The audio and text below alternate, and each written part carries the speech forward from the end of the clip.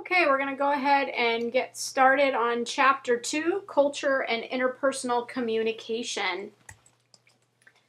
Let's first begin by defining culture. It consists of a relatively specialized lifestyle of a group of people that's passed on from one generation to the next through communication. If you think about stories that you've been told by your grandparents, things you've been taught by your parents, much of those things that have been discussed are part of your culture, how we live, customs, things you're supposed to do.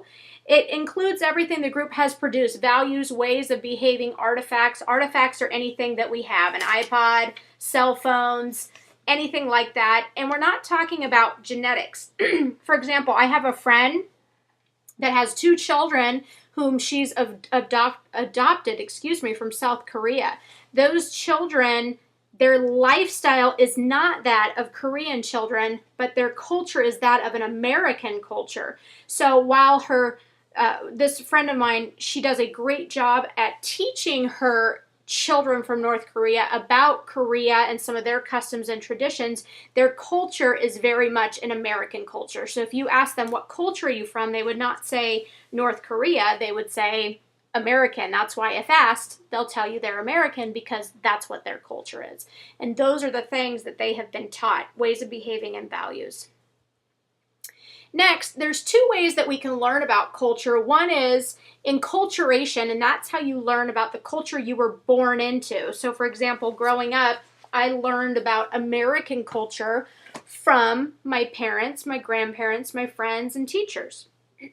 The other way is acculturation, and that's the process of how I learn rules and norms of a culture that either you move into or that you're trying to learn more about. So for example, in My Big Fat Greek Wedding, there was acculturation that she had to, the female star, that she had to learn about how do these Americans that now are my neighbors behave that is different than me, and what am I supposed to do? So we see kind of some funny difference in how her enculturation, the things that she's learned about her Greek culture, and then the process of her acculturation where she's learning about the Americans and what things they do that are normal.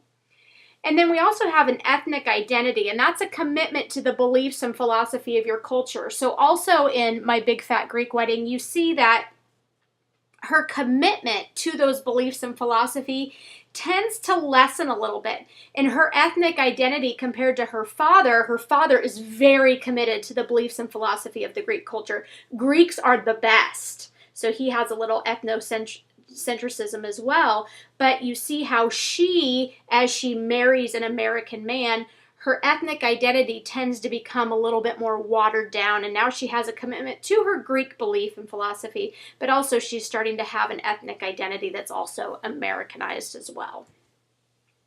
Moving on to that, the relevance of a cultural perspective means why is it important for us to have a cultural perspective or a perspective that helps us understand other cultures? Why is it important to understand other cultures? Well, there's a couple of reasons. One is the demographic changes that we're experiencing here in the United States. For example, demographically, if we look at our country, we're not comprised of all Americans. There are many different cultures that now make up our city, that make up our state, that make up our country. So for example, here just in Arizona, what cultures do I see? I see Indian, and I don't mean Native American, I mean people from India. I see Native Americans. Of course, their culture does differ from ours, and they are a co-culture, which means they're a smaller group because technically the United States was theirs at one time. And then we have Middle Easterns, and that means we have people from Iraq and Iran and Saudi Arabia and Turkey and Egypt. And those people are all different, but they're here. I have students from Africa that I've taught. And so we start to see that demographically our country's changing more and more each year. Next is, it's important that we have a sensitivity to these cultural differences because while we live with these people, we also work with these people, we go to school with these people, we obtain services from these people, and we may serve these people in certain respects. And when I say serve, I don't mean at a restaurant. I mean, you may be an electrician or a plumber and you go to their house and you may need to understand culturally how they differ. Economic and political independence, we can talk about our reliance on the Middle East oil and their oil supplies, and that plays into both economic and political independence. And if we don't understand how they work and their customs and their philosophies, it's going to have huge implications economically for us, meaning the cost of gas and oil, but also politically, look at how we have interacted with them at wartime while we've been at war with them in Afghanistan and Iraq. There's a political interdependence there that's important. The spread of technology means that we can communicate with people all over the country very quickly, and we need to know how to do that.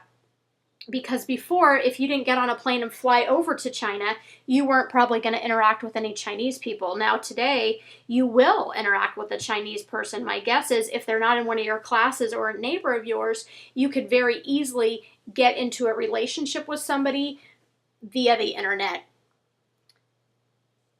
Next, interpersonal communication, and that's the abbreviation there, IPC, is culture specific, which means the communication that we're learning about this semester, and most of the communication theories that your textbook talks about, is based on American culture. So we can't take the principles in this textbook and apply them to what goes on in Saudi Arabia. It's totally different.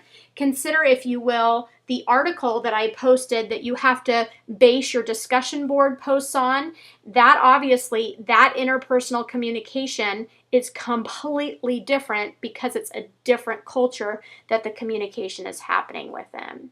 So our aim is that we will have this cultural perspective that says, I understand cultures, and if I don't understand them, I will learn about them so that I can communicate in an effective manner.